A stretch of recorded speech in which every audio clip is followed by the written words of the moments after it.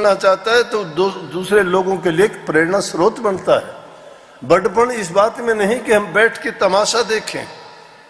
बड़पन इंसान का जब बनता है कि उन सब लोगों को साथ मिलकर रहे जो इन इंसानों में, गरीब में, अमीर में, छोटे में, बड़े में, सब में वो रूह जो काम करती है वो मालिक की अंश है।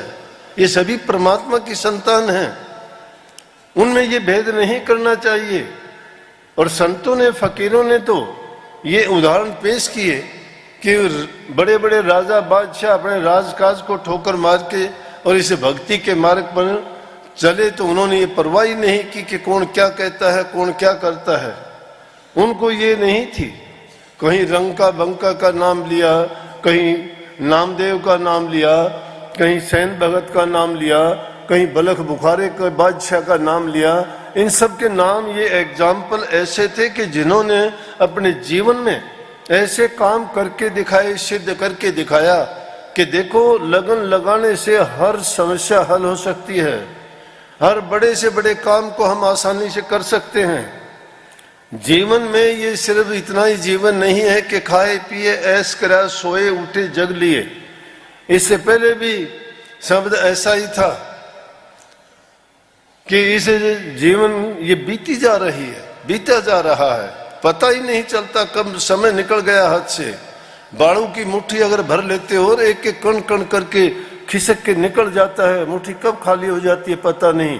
पता लगता है जब तक हालात ये हो जाते हैं कि हम सब कुछ खो चुके होते हैं।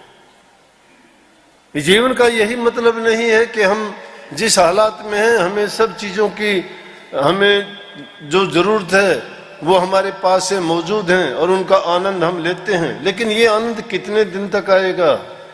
जो इन हालात से गुजरे हैं उनके जरा पूछ के देखिए, जो संत त्रिकालदर्शी हुए, जो उस मालिक का संदेश लेके आए, वो जीवन को बहकाते नहीं बल्कि स्पष्ट रूप में उनको दर्पण दिखाते हैं कि देखिए ये समय सबके साथ ऐसा होगा और अगर आप इससे चूक गए तो फिर कुछ नहीं मिलना, फिर वही 84, फिर वही दुख, फिर वही जन्म मरण, वही रोग, वही बीमारी, वही लगन। किससे लगाई हमने? दुनियादारी से लगाई।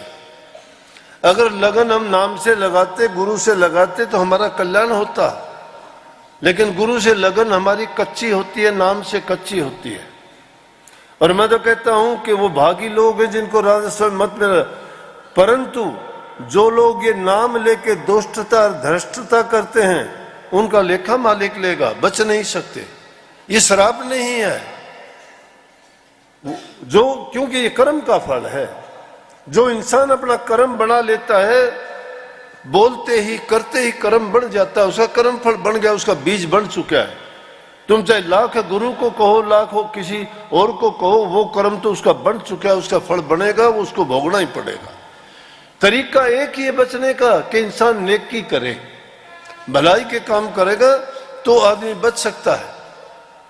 इसके अंदर आदमी के अंदर धैर्य होना चाहिए, लगन सच्ची होनी चाहिए।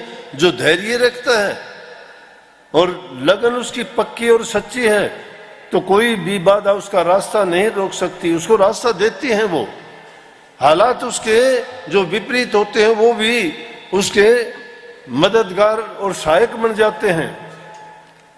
लेकिन हमारा सोच सकारात्मक होनी चाहिए। जो इंसान पहले से ही सोच लेता है कि मैं ऐसा नहीं कर पाऊंगा, ये ऐसा नहीं हो पाएगा, तो वो गलत है।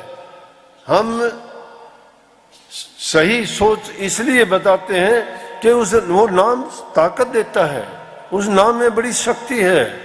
अरे नाम लेने से तो पत्थरों को भी तिरना पड़ गया था। जब राम सेतु बनाने लगे थे लंका तक पहुंचने के लिए, राम का नाम ही तो लिख लिख के पत्थरों को तरा दिया था। जो नाम पत्थरों को तरा सकता है तो जिंदा इंसानों को क्यों नहीं तरा देगा? लेकिन ये बात जानते भी हैं, समझते भी हैं, फिर भी हम वो काम क्यों नहीं करते? क्योंकि हमारा मन बड़ा चंचल है, मानता नहीं है, इसको समझाने से भी नहीं मानता है। ये इंद्रियों के द्वारों पर बैठ के अपनी मनचाही बातें करता है, कभी किसी रस में कभी किसी रस में डूबा रहता है। और वो रस कितनी देर के लिए आनंद देते हैं? चंद क्षण के लिए, कुछ ही मिनटों के लिए हैं। वो काम भी हमारे क्या आएंगे? एक दिन इस शरीर की मिट्टी बन जानी है।